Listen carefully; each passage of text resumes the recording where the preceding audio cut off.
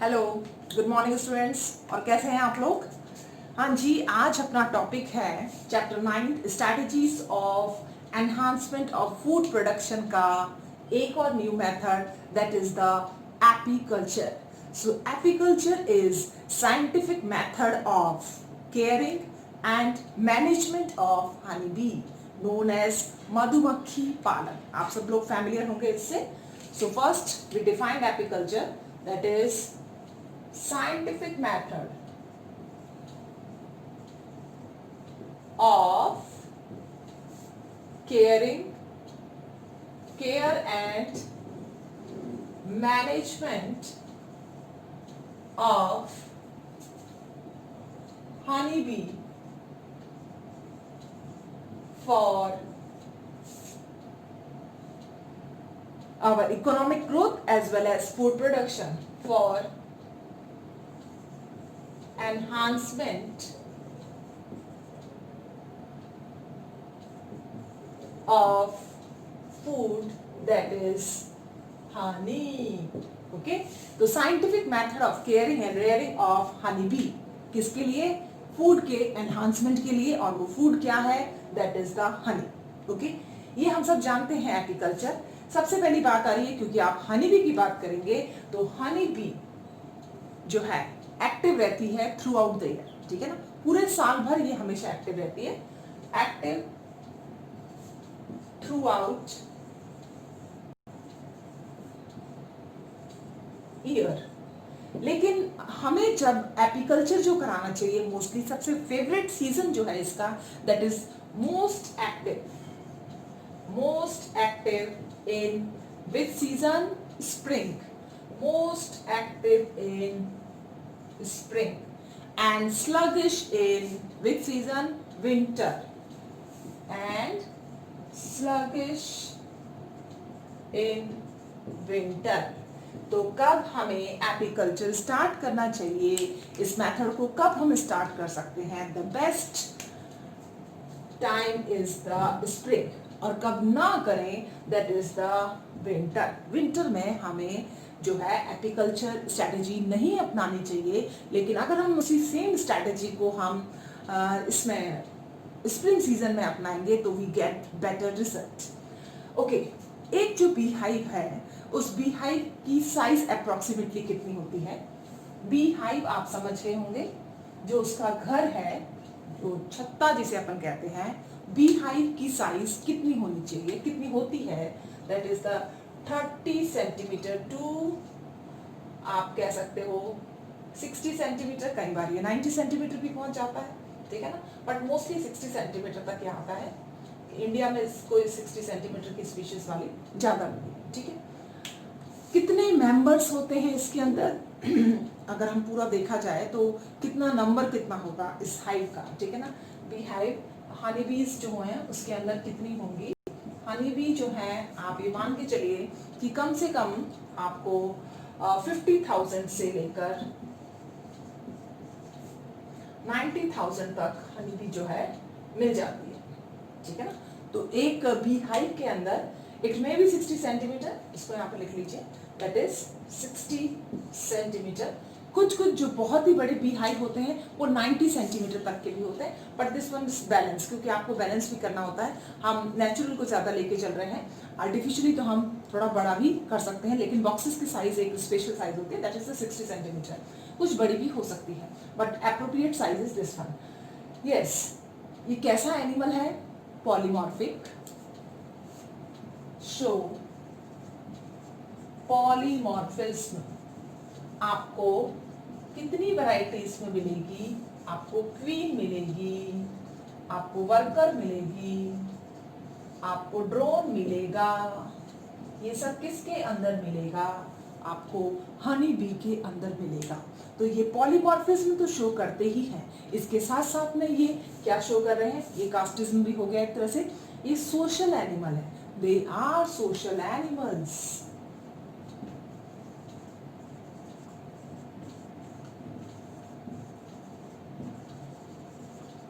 तो इनके बीच में डिवीजन ऑफ लेबर जो है वो भी क्या करेगा, वर्कआउट करेगा। तो पॉलीमॉर्फिज्म के साथ साथ में क्योंकि सोशल इनका बिहेवियर है तो पर्टिकुलर हर एक के लिए अलग अलग वर्क होगा, डिवीजन ऑफ लेबर होगा।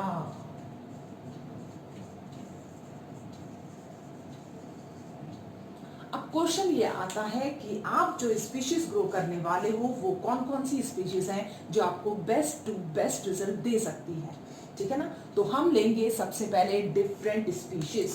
तो डिफरेंट स्पीशीज के अंदर हम ले रहे हैं, कौन सी वाली लें सबसे पहले, दैट इज सबसे डेंजरस वाली, that one is the Apis dorsata. कौन सी वाली ले रहे हैं हम, एपिस डॉर्सेटा। तो ये जो एपिस डॉर्सेटा जो है एक तो बहुत बड़ी होती है, लार्ज साइज, ठीक है ना, इसकी ज्यादा बड़ी है बाकियों से कंपैरिजन में। दूसरा ये बहुत एग्रेसिव होती है, बहुत गुस्से वाली होती है। अगर आपने इसका कल्चर कर लिया और कब इसको गुस्सा आ गया और उसके बाद में जो आपकी हालत होगी तो आपको गेन तो कम हो रहा है, प्रॉफिट तो कम हो रहा है, आपको नुकसान ज्यादा हो गया। इसलिए हम इसको ज्यादा प्रेफर नहीं करते हैं एपीकल्चर के लिए। बहुत गुस्से वाली है भाई, एग्रेसिव, नॉट गुड। जो आपको नुकसान पहुंचाए that is for the food enhancement के लिए है। अगर ये आपको नुकसान पहुंचाती है तो ये अच्छी बात नहीं है। हम ऐसे को क्यों पालेंगे जो हमें ही नुकसान पहुंचाएगा, ठीक है ना। तो एपिस डॉर्सेटा जो है कैसी है, लार्ज साइज की है, एग्रेसिव है, माइल्ड नहीं है, इसलिए हम इसको प्रिफर नहीं करते। सेकंड स्पीशीज हम लेंगे, that is Apis indica. Indica जो है आपको समझ गए होंगे, हमारी खुद की वैरायटी है, इंडिजीनियस ब्रीड है ये एपिस इंडिका। एक तो ये स्मॉल साइज की है, दूसरा ये बहुत माइल्ड है, गुस्सा बहुत कम होती है, ठीक है, माइल्ड है। और आप ये देखिए हनी भी बहुत अच्छा लेके आती है।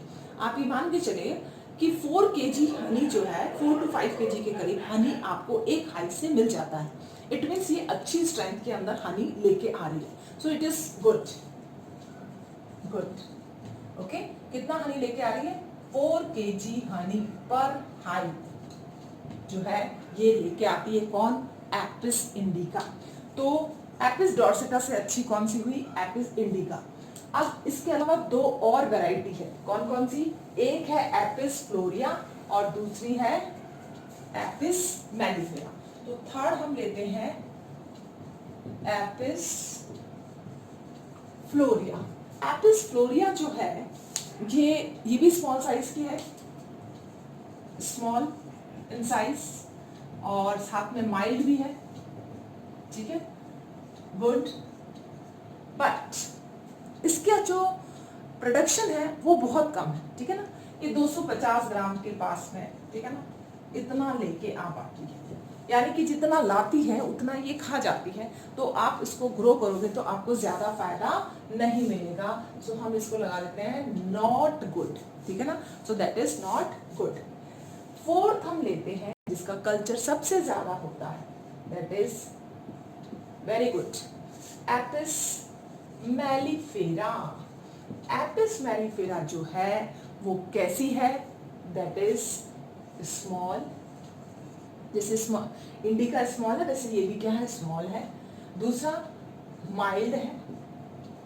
तीसरा इसका प्रोडक्शन 8 से 9 गुना ज्यादा है। आप ये कर दो multiply by 9 times of Apis indica.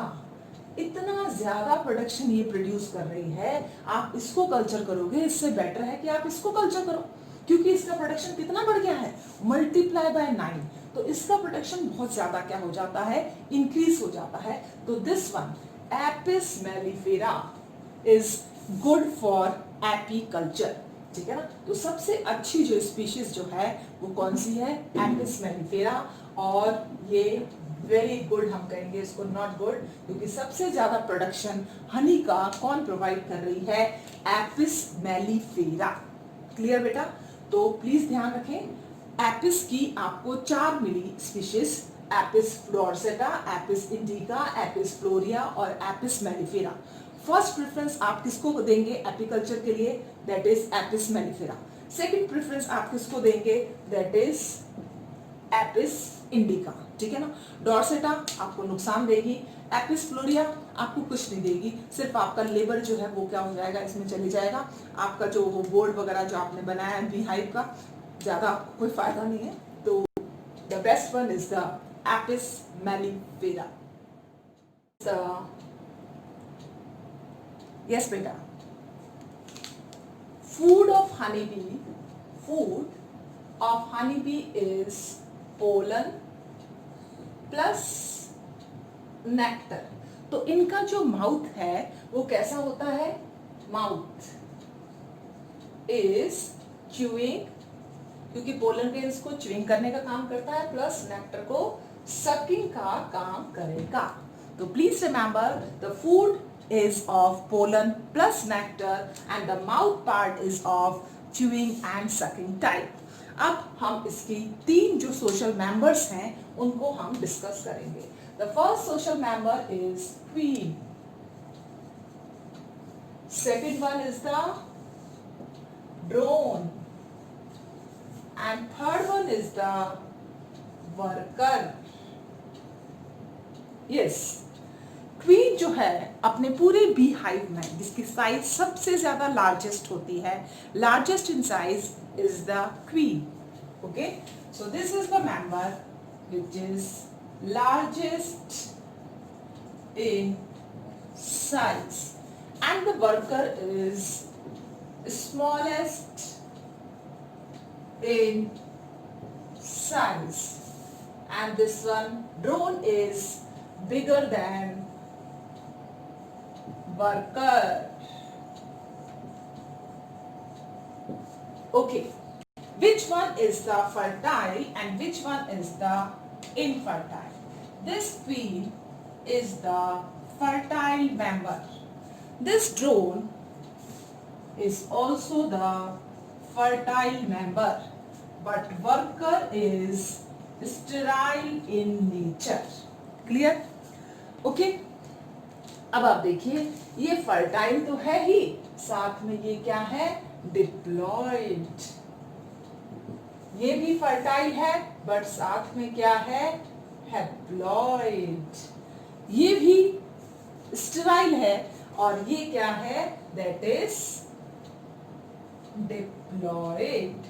तो इस तरह से ये क्या है, इनके अंदर कितना क्रोमोसोम नंबर है, क्रोमोसोम नंबर कितना होगा, that is 32। Here chromosome number is 16 and here chromosome number is that is 32। हाँ जी, सबसे इंपॉर्टेंट जो है इसके अंदर कि इसकी बॉडी का साइज क्या है, लार्ज। ये एक अकेला फर्टाइल मेंबर है और कम से कम एक दिन में ये 1500 से 2000 तक एग जो है ये क्या करती है, ले करती है, ठीक है ना। जब आप इसको देखोगे तो इसका जो लास्ट वाला पोर्शन है sting, that sting is converted into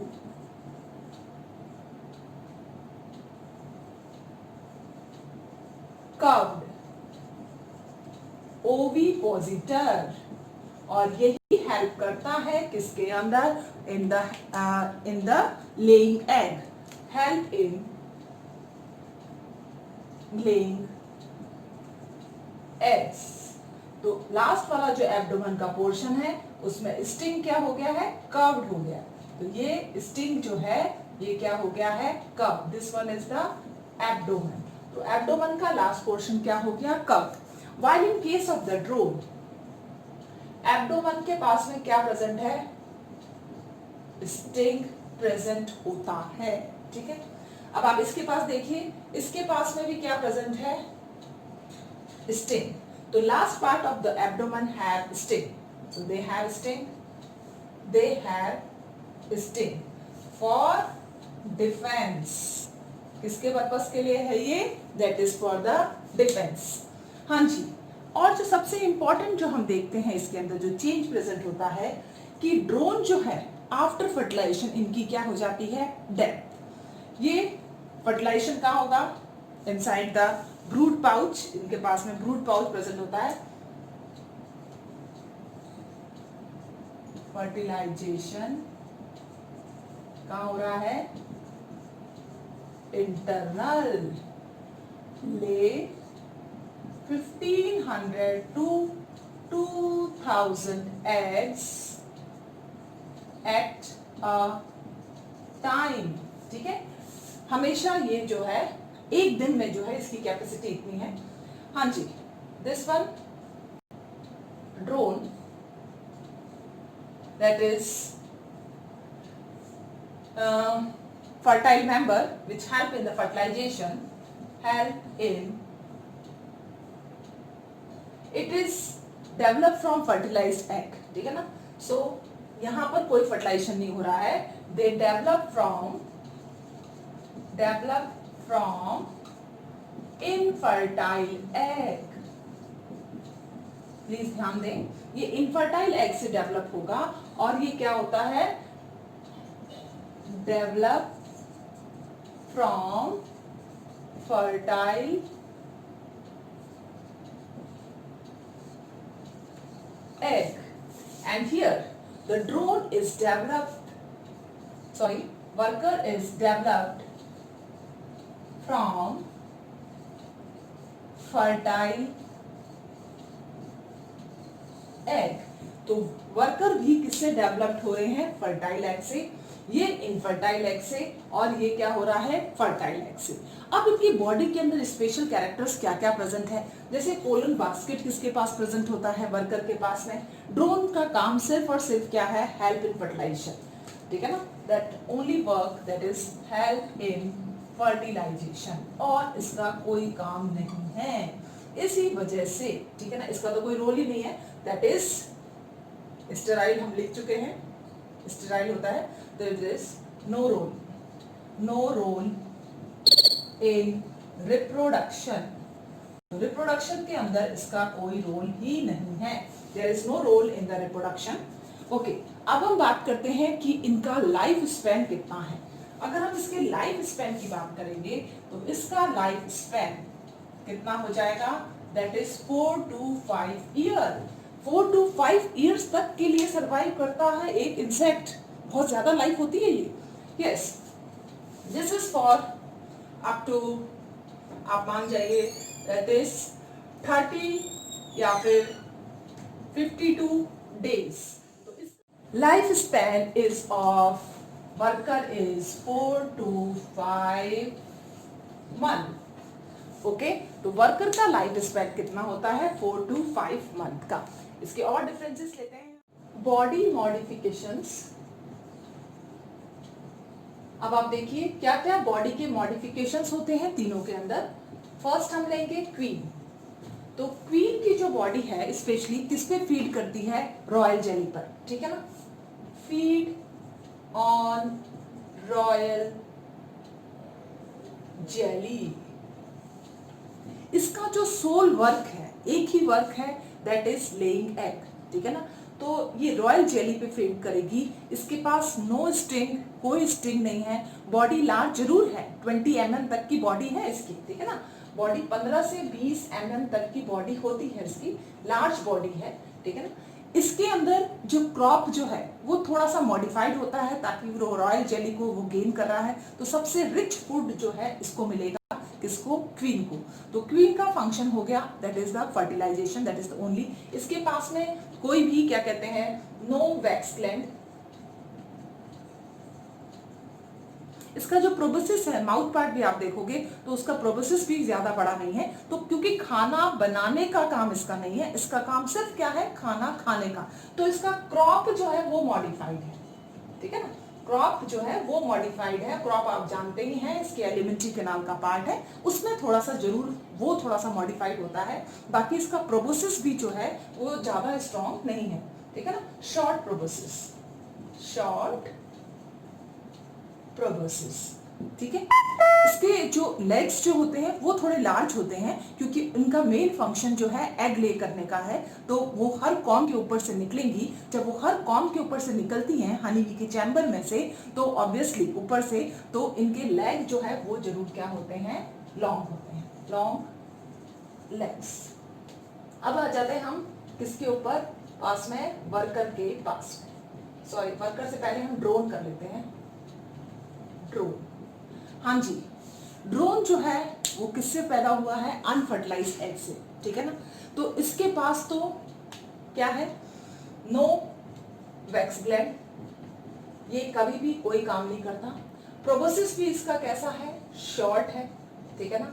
जब प्रोबोसिस शॉर्ट है तो ये फूड के लिए भी किसके ऊपर डिपेंड है? वर्कर के ऊपर। और वर्कर से बकायदा बेगिंग करता है, ये मांगता है, भीख मांगता है कि प्लीज वर्कर मुझे खाने को दे दो, ठीक है ना। तो ये वर्कर के ऊपर टोटली डिपेंड है, इसलिए इनका लाइफ स्पैन भी क्या होता है? छोटा। अगर इनको खाना नहीं मिलता है तो इनकी क्या हो जाती है? डेथ भी हो जाती है, ठीक है ना। तो begging for food,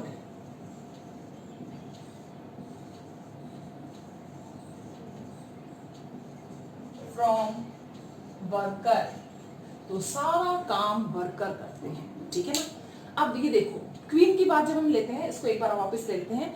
एक हाइव है, एक 1 बी हाइव है, ये 1 बी हाइव, ठीक है ना। तो 1 बी हाइव के अंदर सिर्फ 1 क्वीन रहेगी, ठीक है। अगर 4-5 साल बाद में वो क्वीन क्या हो गई? ओल्ड, ये हो गई है ओल्ड, ठीक है। ओल्ड होने के बाद में इस क्वीन को अपने आप उसके हाइव से बाहर निकाल दिया जाता है, ठीक है ना। इसको निकलना पड़ता है क्योंकि कुछ और वर्कर्स जो हैं उनको रॉयल जेली फीड करना शुरू हो जाता है, तो और दूसरी क्वींस जो है वो क्या हो रही है? बन रही है। तो ओल्ड वाली क्वीन जो है उसको बाहर निकाल दिया जाता है, लेकिन इसका कुछ वर्कर्स अपोज करते हैं कि भाई उसके जो क्या कहते हैं यंग वंस जो हैं, उसकी जो जनरेशन है वो तो हाइव के अंदर है और आप क्वीन को भगा रहे हो, ठीक है। तो कुछ वर्कर्स इसको थोड़ा सा गलत मानते हैं और जैसे ही उस क्वीन को बाहर निकाल दिया जाता है, driven out from the hive, वो भी वर्कर्स उसके साथ में हो लेते हैं। तो इस तरह का जो प्रोसेस होता है जिसमें large group of honey B एक जगह से दूसरी जगह जा रहा है, जिसको हम क्या कहते हैं? Swarming, that is known as swarming. तो स्वार्मिंग जो है एक प्रोसेस है जिसके अंदर ग्रुप ऑफ हनी बी क्या करती है? मूव करती है। Group of honey bee moves from one place to other. देखो, स्वार्मिंग एक तो तब मिलेगा जब अगर क्वीन क्या हो जाएगी? ओल्ड, या फिर कब मिलेगा? जब एक हाइव के अंदर 2 या 3 क्वीन बन जाए। तो 2 और 3 क्वीन कभी नहीं रह सकती, तो उस समय वो अपने हाइव से निकल जाती हैं और कुछ ग्रुप ऑफ वर्कर्स उसके साथ हो लेता है और वो जाके क्या बनाएंगी? न्यू बी हाइव बनाएंगी। ये प्रोसेस आपको नजर आएगा कब? स्प्रिंग सीजन के अंदर, जब ये अपना जो है न्यू जो है क्या कहते हैं हाउस जो है वो बना रही होती है, न्यू बी हाइव बना रही होती है, ठीक है ना। तो स्वार्मिंग एक आपको कब नजर आता है? स्प्रिंग सीजन में, ध्यान रखना, ठीक है। इसका एक बहुत अच्छा बेनिफिट ये है कि स्वार्मिंग की वजह से जो क्या कहते हैं इतना ज्यादा large group of honey B जो है उसके अंदर क्या हो जाता है? डिवीजन, और एक न्यू ग्रुप जो है वो बनके क्या हो रहा होता है? तैयार। तो इससे इनकी एफिशिएंसी क्या होगी? और ज्यादा इंक्रीज होगी। तो प्लीज रिमेंबर, क्वीन हमेशा एक ही रहेगी। अगर ओल्ड क्वीन है तो उसको बाहर निकाला जाएगा, तो उसके साथ कुछ वर्कर हो जाएंगे, और अगर 2-3 नई क्वीन बन गई हैं, ठीक है ना, एक ही हाइव के अंदर, तो वो दोनों तीनों एक साथ सरवाइव नहीं करेंगी। एक महल में एक ही रानी जो है वो सरवाइव करेगी, और वो रानी जो होगी उसके साथ में रहेगी, बाकी वाली जो है सॉरी दूसरी रानी जो है बाकी वर्कर्स के साथ में कुछ वर्कर्स को लेकर निकल जाएंगी और नेक्स्ट जगह पर दूसरा नया बी हाइव बनाएंगी, ठीक है ना। तो स्प्रिंग सीजन के अंदर आपको कौन सा जो है क्या कहते हैं प्रॉपर्टी नजर आती है इसकी? That is known as the swarming. तो swarming is nothing but the group of honey bee moves from one place to other for इसके लिए making new hive, for making new bee hive. तो ये process आपको commonly दिखेगा इनके अंदर। तो एक रानी एक बी हाइव में। अब ड्रोन जो है इन बेचारों के पास ना तो स्टिंग है, ना खाने के लिए अच्छा लॉन्ग प्रोबोसिस है, तो ये सिर्फ और सिर्फ किसके ऊपर डिपेंड करते हैं? वर्कर से। और एक ही the sole function is only copulation, is only copulation, और इसी की वजह से, इसी कॉपुलेशन प्रोसेस की वजह से क्या होता है, एक ये फ्लाइट भी लेते हैं, that is known as the mating flight. इनके अंदर क्या होती है, एक मेटिंग फ्लाइट भी होती है, मेटिंग फ्लाइट, जिसको हम नप्चुअल फ्लाइट भी कहते हैं, नप्चुअल फ्लाइट। तो मेटिंग फ्लाइट के अंदर जो फीमेल है, क्वीन जो है, वो सबसे ऊपर क्या करेगी, फ्लाई करेगी। सपोज करो ये क्वीन है, ठीक है ना, इसको हम ले लेते हैं, यहाँ पर ले लेते हैं ये क्वीन। तो क्वीन जो है वो क्या करेगी, ऊपर की ओर इस तरह से मूवमेंट करेगी, फ्लाइट का इस तरह से मूव करेगी। ये जो है ड्रोन, जो स्मॉल साइज का है, ये ड्रोन है, ये ड्रोन भी, जो ड्रोन सबसे ऊपर तक पहुंचेगा और इसके पास में पहुंचेगा, ठीक है ना, वही कपल्शन कर पाएगा, और कपल्शन के बाद में इसकी क्या हो जाएगी, death. After copulation the drone will die after copulation. Okay, so copulation के बाद में क्या हो जाती है, डाई। ये है क्वीन, ये है ड्रोन। ड्रोन मूव करेगा जहां तक क्वीन ऊपर तक जा रही है। क्वीन अगर ऊपर बड़े एरिया में पहुंच गई है तो वहां तक इसकी एफिशिएंसी होनी चाहिए कि वो वहां तक रीच करे। तो यहाँ पर कपल्शन जो है, फर्टिलाइजेशन जो है, वो कहाँ हो रहा है, एयर के अंदर, एयर कपल्शन। ओके, अब आ जाते हैं वर्कर। वर्कर सबसे इंपॉर्टेंट पार्ट। आप हनी का कल्चर कर रहे हो, आप एपी कल्चर कर रहे हो, आपकी हेल्प ना तो क्वीन कर रही है, ना ड्रोन कर रहा है, आपकी हेल्प कौन कर रहा है, दैट इज वर्कर। अब आप देखिए, yes, they have long proboscis. तो लॉन्ग प्रोबोसिस किसके अंदर हेल्प करेंगे, लॉन्ग प्रोबोसिस हेल्प करेगा फूड को, यानी कि नेक्टर और पोलन को बॉडी के अंदर लेने के लिए, ठीक है ना, उसके अंदर क्या करेगा, ये फंक्शन करेगा। सेकेंड इंपॉर्टेंट जो फंक्शन जो करता है ये, कि इसके स्टिंग्स जो है बहुत पावरफुल होते हैं, पावरफुल स्टिंग्स। और आपको कभी किसी भी मधुमक्खी ने काटा होगा तो वो मधुमक्खी कौन रही होगी, that is the worker. Next important thing, they have a pollen basket. इनकी बॉडी के अंदर एक बास्केट प्रेजेंट होता है इनके लेग के अंदर, और वो बास्केट हेल्प करता है जब वो नेक्टर का फॉर्मेशन कर रही होती, सॉरी हनी का फॉर्मेशन कर रही होती है तब, और एक्ट एज ए पॉलिनेटर। ताकि आप सनफ्लावर में देखा होगा आपने उसमें एप्पल के उसमें देखा होगा, ब्रेसिका, सरसों, इन सब के अंदर पॉलिनेशन किसके थ्रू होता है, that is via worker. So they have pollen basket in metathoracic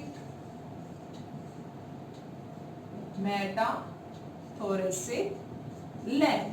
आपको मालूम होना चाहिए कितने लेग्स प्रेजेंट होते हैं, 3 पेयर्स होते हैं, ठीक है। आर्थ्रोपोडा का सिंपल कैरेक्टर है, अगर ये इसका एब्डोमेन ले रहे हैं, और ये थॉरेक्स और ये एब्डोमेन, तो ये एब्डोमेन हो गया, ये थॉरेक्स हो गया। इसमें से प्रो, मीजो और मेटा, ये जो मेटाथॉरेक्स आपको नजर आ रहा है, इस मेटाथॉरेक्स पर एक जगह पर क्या प्रेजेंट होता है, पोलन बास्केट। और वो सिर्फ और सिर्फ किसके पास में प्रेजेंट है, that is a worker honey bee. तो worker honey bee proboscis long होने की वजह से क्या बना रही है, हनी बना रही है।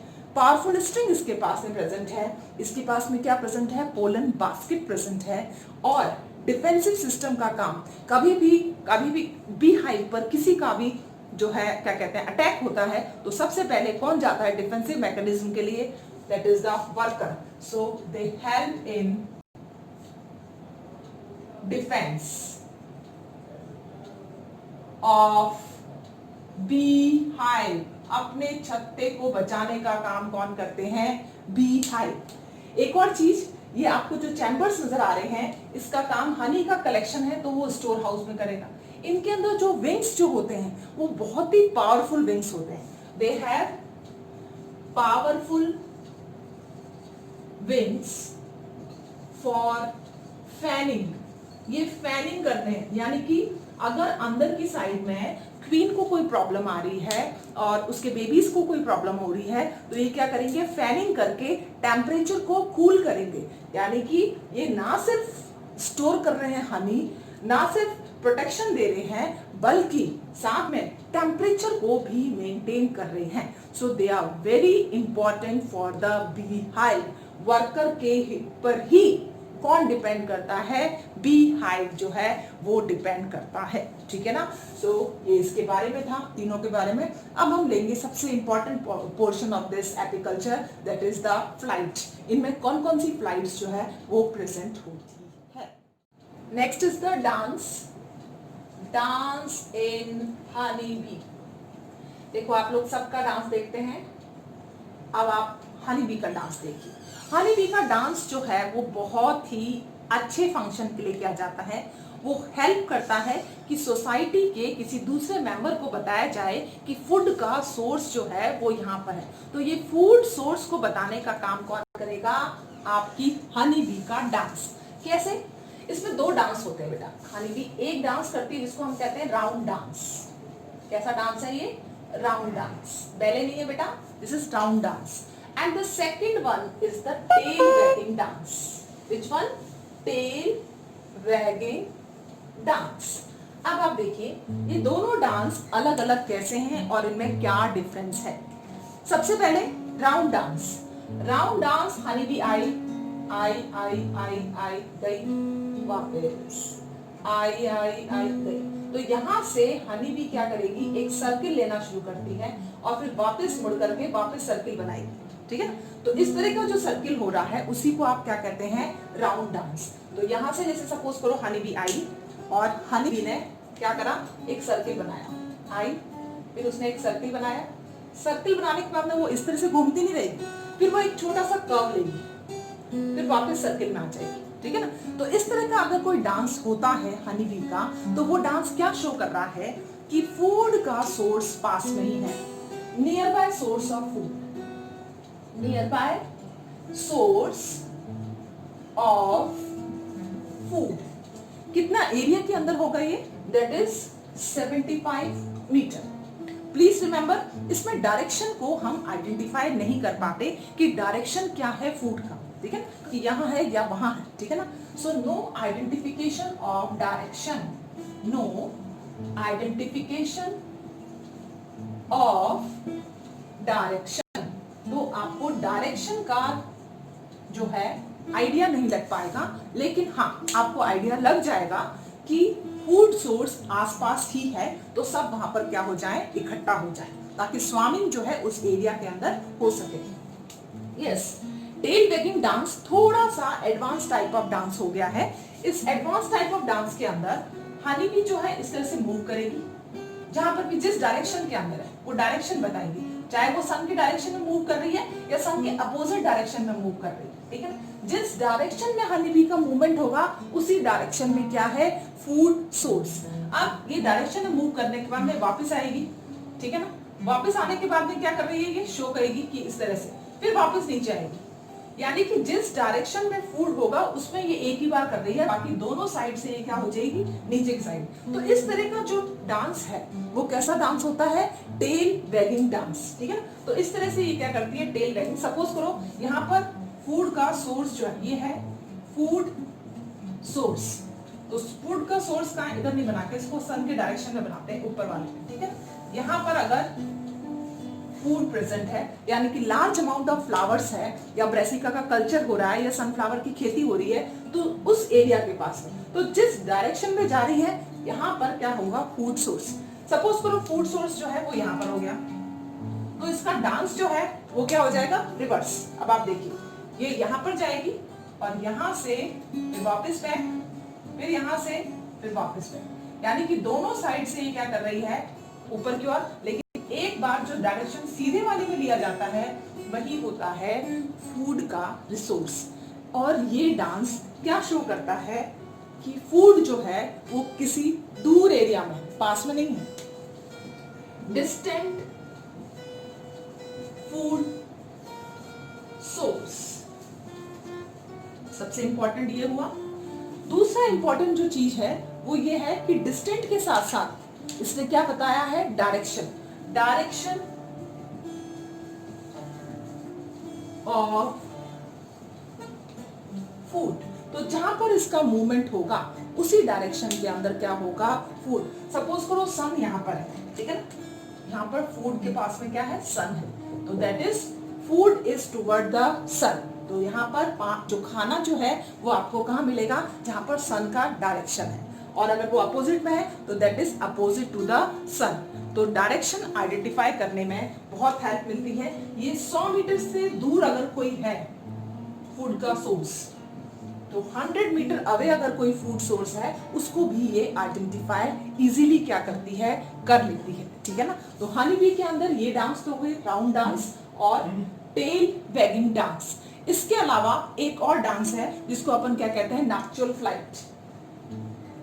नॉक्चुअल फ्लाइट, हालांकि ये डांस नहीं है, फ्लाइट है, इसलिए इसको साथ में नहीं लिख रही हूं मैं, इसको अलग से लिख रही हूं।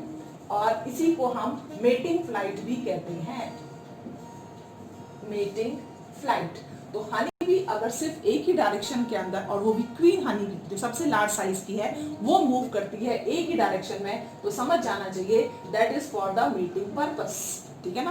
That type of flight is known as the nuptial flight और mating flight. Okay, so these are the dance of honey bee. Applications of Honey,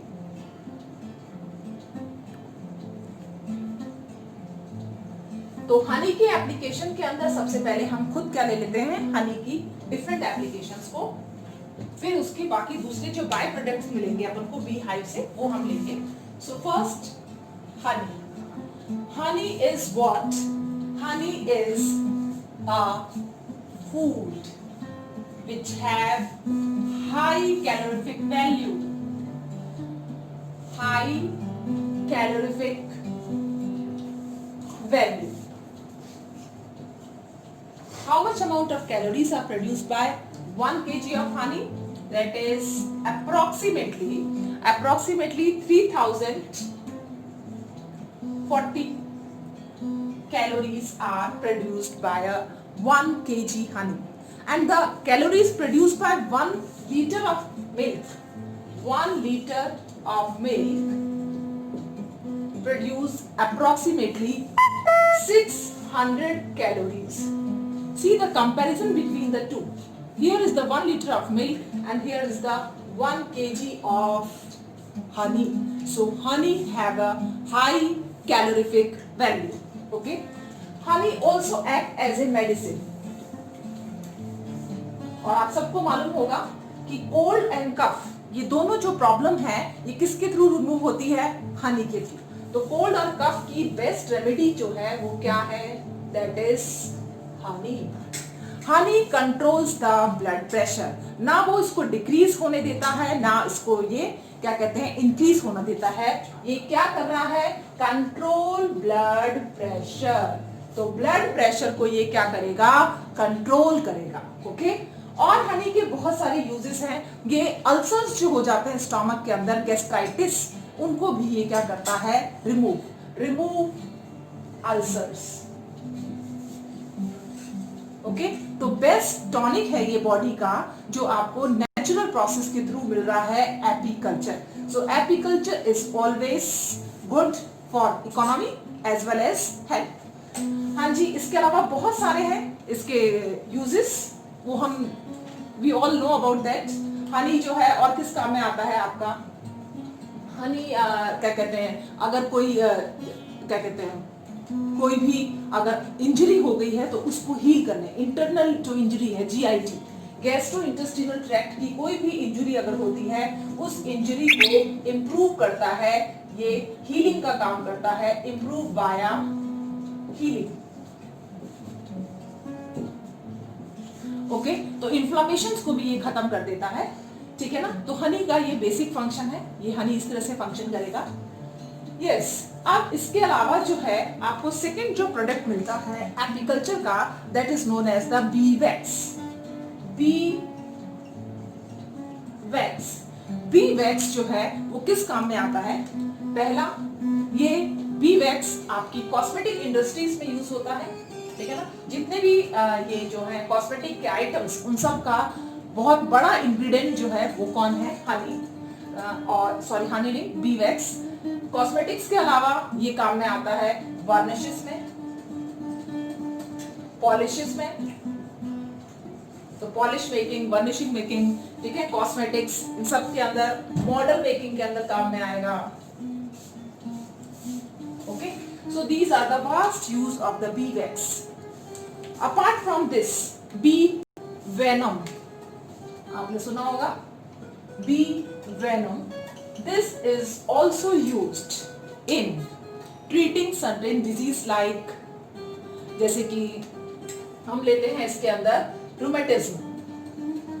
Rheumatism is disease which is improved via this bee venom.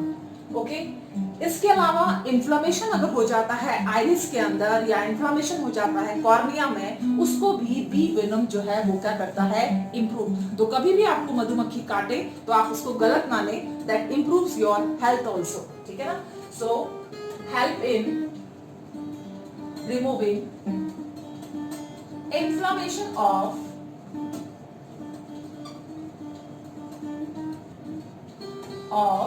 किसका inflammation, especially iris and cornea, iris and cornea. Okay, so these are some examples of honey use, bee wax use and bee venom. तो इन सब की कुछ applications और uses आपके सामने हैं, और इसके साथ हमारा एपीकल्चर का टॉपिक होता है कंप्लीट। फिर मिलते हैं न्यू टॉपिक के साथ।